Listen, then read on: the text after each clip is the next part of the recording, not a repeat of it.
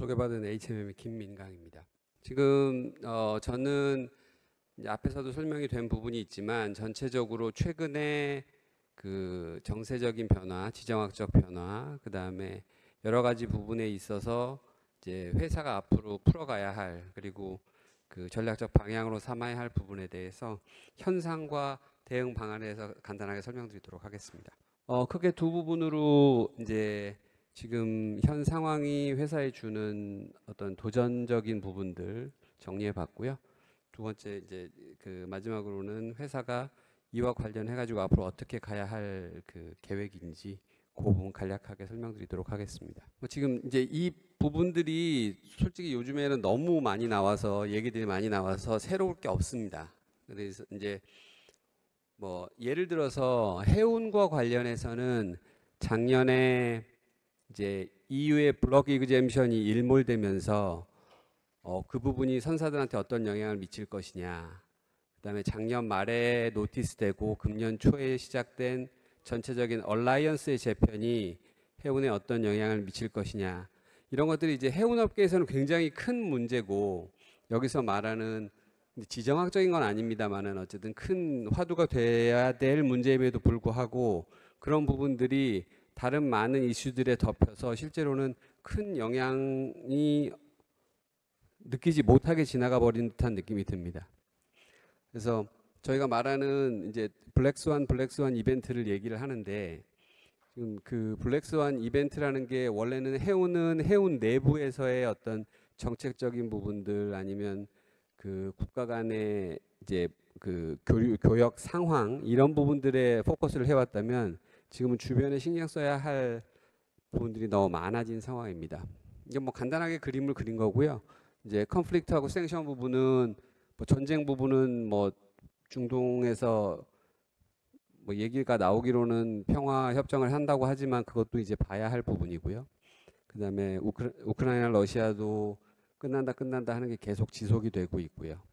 그것 때문에 이어지는 이제 러시아의 생션이라던가, 그다음에 중동 이란 지역의 생션, 이런 부분들이 해운에는 계속 영향을 미치고 있고, 여전히 유럽으로 가는 길목에 있는 수에즈 운하를 통과하지 못하고 배들은 남아프리카의 희망봉을 돌고 있는 상황입니다.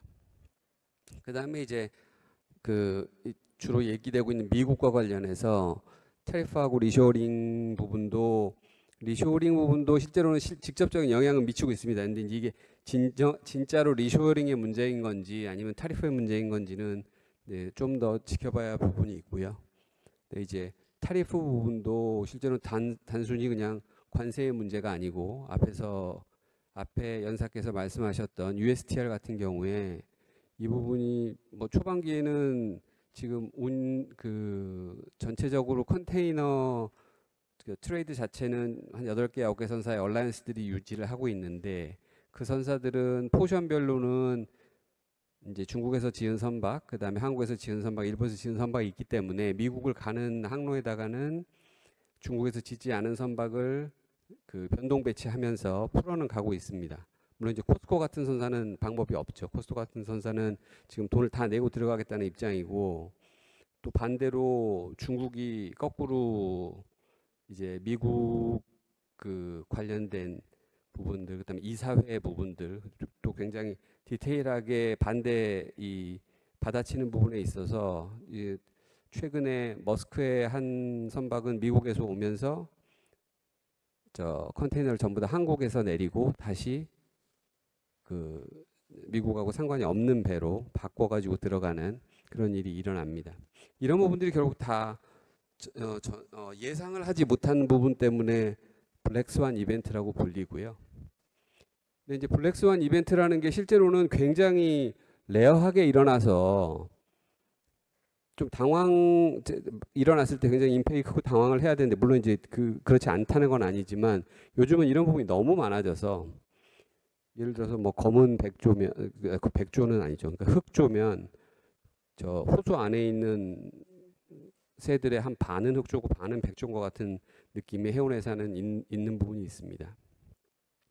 최근에 뉴스로 들으셨겠지만 지난주 금요일 날 IMO에서 채택 진행될 예정이었던 중장기 넷 제로 프레임워크라는 탄소 저감 정책에 대한 부분이 결국 미국 때문은 아닙니다. 어쨌든 미국이 드라이브를 걸었고 결국은 실제로 누구도 예상을 못했습니다. 이번에 당연히 채택이 될 거라고 예상을 했었는데 이제 미국이 세게 나오면서 설마라는 게 있었는데 결국은 1년 연기가 됐습니다.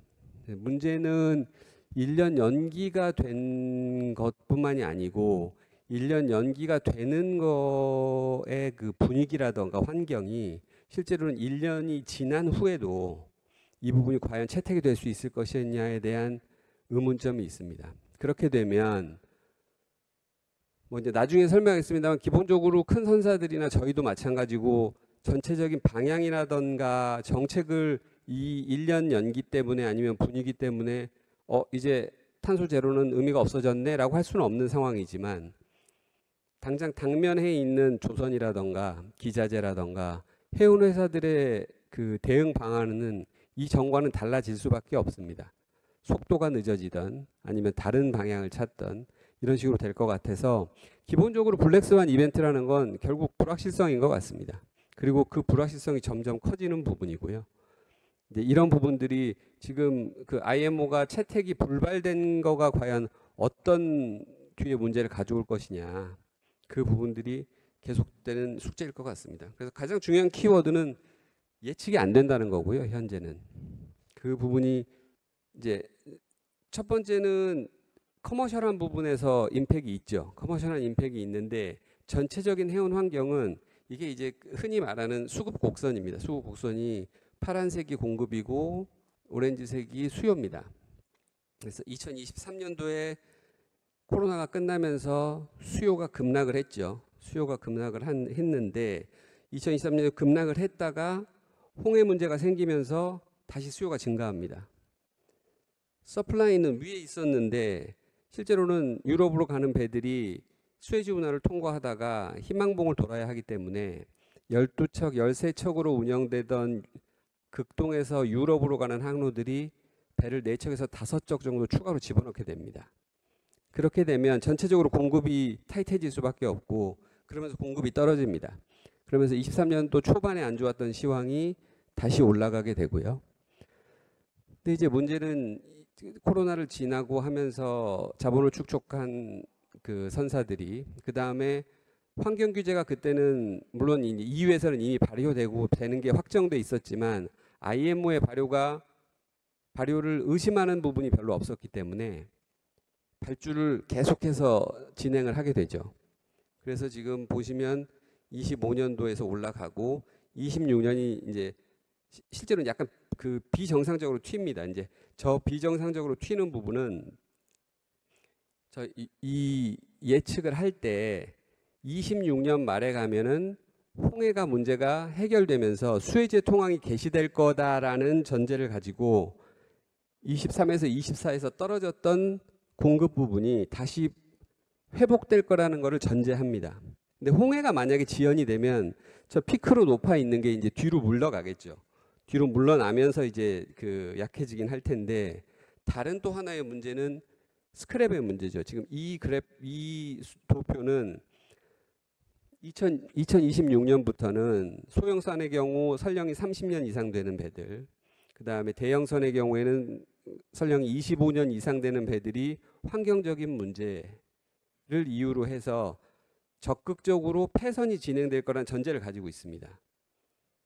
그 양이 24년, 25년보다는 한 3배 정도는 더 폐선이 될 거라는 전제를 가지고 있는데 실제로는 일단 당장 IMO의 이번 조치가 연기되는 것 때문에 모든 플랜을 그냥 1년 뒤로 미뤄도 되는 상황이 돼버렸습니다. 지금 상황은.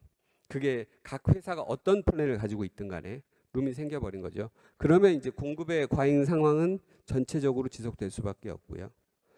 그 다음에 이제 그 최근에 이제 기상이변이라던가 지금 요즘 보시는 이제 유럽에서의 지속적인 파업이라던가 그다음에 유럽이 기본적으로 항만의 캐파시티가 전체 캐파를 그 수용할 만한 부분 아직 못 따라가고 있죠. 그래서 지속적으로 컨제스션이 발생합니다. 그 부분이 어느 정도 억제를 하겠지만 그 부분은 지금도 지속되고 있는 지속되고 있는 부분이기 때문에 얼마나 영향을 줄지는 볼 필요는 있을 것 같습니다. 다음은 그냥 에콜로지컬 오퍼레이션이라고 했는데 이제 친환경적으로 이 부분도 이제 지난주 금요일에 회의 결과 때문에 실제로는 약간 힘도 빠지고 그 뭐라죠 컨퓨즈된 부분이 있죠. 지금 있는데 어쨌든 기본 IMO의 플랜은 저거였습니다. 2050년까지 해운 활동에서 나오는 탄소를 제로 상태로 만들겠다. 그래서 단계적으로 매해 이런 식으로 줄여가겠다라는 부분을 가지고 있어서 지금 기본적으로 저 선사는 그 선대들을 가지고 있는 선사들은 이 부분을 기준으로 해가지고 향후에 플랜들을 맞춰왔던 거고요. 근데 물론 이제 앞에 말씀드린 것처럼 이 큰 디렉션이 바뀔 것 같지는 않지만 중간에서의 로드맵이라던가 시간 타이밍별로의 어떤 대응 방안들은 수정이 불가피하지 않을까라는 생각은 듭니다. 이제 이 친환경 오퍼레이션이 선사들이라던가 해운계에 부담을 주는 하나 요소 중에 하나죠. 그러니까 이제 저희가 흔히 말하는 신조하는 선박을 차세대의 연료, 무탄소 연료를 사용할 경우입니다. 탄소가 이제 그 기존의 HFO가 있고요. 뭐 LNG, 메탄올, 암모니아, 하이드로젠이 있는데 뭐 각각의 가격을는 뭐 차치하고 그다음에 그 밑에 나와 있는 그 연료들이 가지고 있는 운영 온도들 뭐 마이너스 160도, 마이너스 253도 이 부분을 차치하고 그냥 가장 피부에 와닿는 부분은 같은 열량을 내기 위한 두 번째 그 칼럼에 있는 부분입니다. 같은 열량을 내기 위해서 연료를 배에다 싣고 다니려면 연료의 탱크는 얼마만 해야 돼라는 걸 볼 때 지금 현재 기존은 1만큼의 부피를 가지고 있다면 뭐 아직 상용화 단계는 아니지만 수소 같은 경우는 거의 5배가 필요합니다. 그러면 기본적으로는 상선이라는 것이 화물을 싣고 움직여야 되는데 화물이 실려야 할 스페이스를 연료가 차지하게 되는 거고요. 이런 부분들은 특히 소형선 같은 경우는 친환경 연료로의 전환이 쉽지 않다는 부분들을 알 수 있는 팩터 중에 하나일 것 같습니다. 예로 하나 말씀드린 거고요. 이 부분이 이제 그 친환경 관련된 그냥 당사입니다. HMM에 예상했던 2028년부터 탄소 관련된 비용으로 나가야 할 금액입니다. 근데 이제 이 금액 중에 밑에 EU 부분이 아닌 제일 꼭대기에 있는 IMO GFS 부분이 실제로는 1년이 미뤄진 거죠. 그러면 1억 1,400만 불이 세이브된 거냐? 거기엔 퀘스천이 있죠. 그 다음에 저게 뒤로 갈수록 뒤로 계속 세이브 될 거냐에 대한 퀘스천이 있는 거고 저 부분이 실제로 나중에 발효를 할 때 아니면 이번 IMO가 아니고 UN이 리딩을 하면서 새로운 규칙을 집어넣었을 때 액수 자체는 유지하도록 단위당 코스트를 높이는 건 아닐까라는 생각도 해볼 수 있는 거고요. 기본적으로는 이런 부담이 있다는 겁니다. 그러면 여기서 친환경 연료를 쓰거나 새로운 기술을 적용해서 탄소를 줄이면 되는 거 아니냐라고 하지만 현존하는 어떤 친환경 연료도 어떤 기술도 저 비용보다는 많이 들어가야 합니다. 시작이 2분인 거죠. 그리고 이 앞에 말씀드린 부분뿐 아니고 해운 선사의 입장에서는 새로운 기술을 계속 도입해야 하고 그 다음에 그 새로운 연료들이 가지고 있는 위험성, 유독성이 됐던 그 폭발 가능성이 됐던 아니면 운영을 하는 안전성이 됐던 그 부분에 대한 계속 버든을 가지고 있고요. 그 다음에 요즘 계속 되고 있는 그 자동화 관련된 부분도 실제로 선박을 운영하는 측면에서 보면은 도전적인 측면이 될 것 같습니다. 이 부분은 그냥 선언적인 부분이고요. 지금 그 선박이 이제 구동하는 그러니까 프로포션이라고 말하는 선박을 움직이게 하는 발전을 보면 처음에는 이제 물론 이제 범선이었죠. 그 바람을 이용하다가 그 다음에는 스팀쉽을 쓰다가 그 다음에 디젤쉽을 쓰고 지금까지 이 프로포션의 방식을 바꾸는 그냥 단 하나의 동력은 경제성이죠.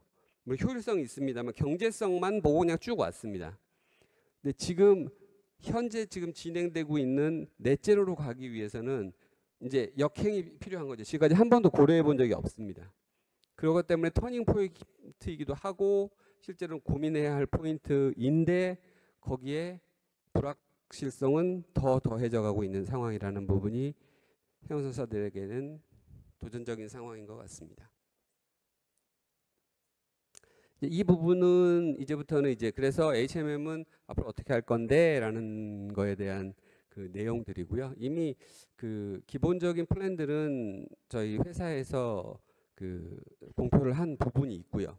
그다음에 뭐 최근에 저희 13K 13,000TU LNG 듀얼 퓨얼 선박 12척이 이제 발주가 됐습니다. 이제 그 부분들도 중장기적으로는 선박 그 회사가 선대를 어떻게 어떤 포트폴리오로 가져갈 것이냐에 대한 플랜 하에 진행은 되고 있습니다. 이제 큰 부분으로 디카보나이제이션 관련해서는 IMO가 2050년 무탄소를 목표로 하고 있습니다만 저희 회사는 2045년에 넷제로를 미리 달성하는 걸로 그렇게 진행 예정이고요. 그다음에 이제 뭐 그 단위 해별로 몇 퍼센트 줄여가겠다. 그리고 2030년까지는 전체 선대의 40%를 무탄소가 가능한 차세대 연료 선박으로 확보하는 것을 타겟으로 하고 있습니다. 그 다음에 이제 모든 선사들의 문제입니다. 가장 중요한 건 이제 지금 앞에 말씀드린 것처럼 저희 회사는 2030년까지 전선대의 40%를 친환경 선박으로 대체 예정인데 결국 그 말은 반대로 말하면 여전히 60%의 선박은 기존의 선박이란 말입니다. 기존에 있는 선박은 어떻게 탄소를 줄여 나갈 것이냐에 대한 부분이 어떻게 보면은 새로운 연료를 쓰는 선박은 그냥 새로 만들면 되니까. 근데 이제 기존에 있는 선박들 이게 이제 저희 회사가 그나마 그 퍼센티지가 높지 않은 편이라서 전 세계의 전체 선대를 봐도 기본적으로는 지금 60% 이상이 기존의 컨벤셔널 배들인 거죠. 기존의 연료를 소모하는 그 배들의 탄소를 어떻게 절감할 것이냐가 화두가 될 것 같고 그것과 관련해서 굉장히 다양한 기술들이 연구되고 있고 적용되고 있고 회사 또한 거기에 맞춰서 진행을 해야 될 것 같습니다. 그래서 그 결론 부분입니다. 그래서 이제 최종적으로 뭐 선언적인 목표는 무엇이냐라고 했을 때 기본적으로는 크게 이 첫 번째 디카보나이제이션은 무조건 뭐 최근에 지난주에 그 MEPC 회의에서 채택이 불발이 되었던 아니면 그게 조금 연기가 되었던 상관없이 기본적인 유엔이라던가 이 취지가 있기 때문에 바꿀 수 없는 방향인 건 확실한 것 같습니다. 그래서 그 부분에 대한 노력은 저희가 그 앞에 잠깐 소개드렸던 회사 자체의 목표를 위해서 계속 진행을 해야 될 것 같고요. 그다음에 뭐 디지털 AI 트랜스포메이션은 뭐 꼭 저희뿐만이 아니고 뭐 어디서나 얘기하고 있는 부분이고 결국 이 부분을 통해서 앞에 이제 예전에 기계적인 부분을 통해서 이피션시를 추구했다면 이제는 이 부분을 더 강화해서 이피션시를 추구하는 게 가장 효율적인 방안일 것 같습니다. 제가 이 프레젠테이션 준비하면서 똑같은 제목으로 제 핸드폰에 있는 그냥 공짜로 주는 AI에다가 한번 물어봤는데 결과를 보고 깜짝 놀라서 정신 안 차리면 이제 할 일이 없어지겠구나라는 생각은 했습니다.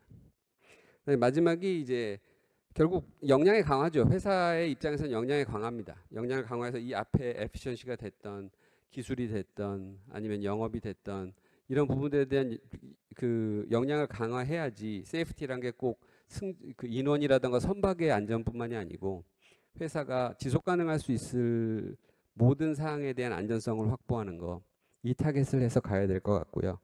마지막 부분은 이건 영어로 일단 쓰긴 했는데 이게 대응하고 계획이라고 해야 될지 제일 앞에 그 커머셜적인 부분에서의 시장의 수급 공급 부분을 볼 때 대응은 솔직히 예측을 하는 건 지금 아무 의미가 없습니다. 그래서 시장 상황이 바뀌면 거기에 아주 플렉서블하고 그 다음에 적정한 시간 동안에 굉장히 빠른 시간 동안에 결정을 해서 회사가 그 거기에 따라서 대응을 해 나가는 수밖에 없는 상황인데요.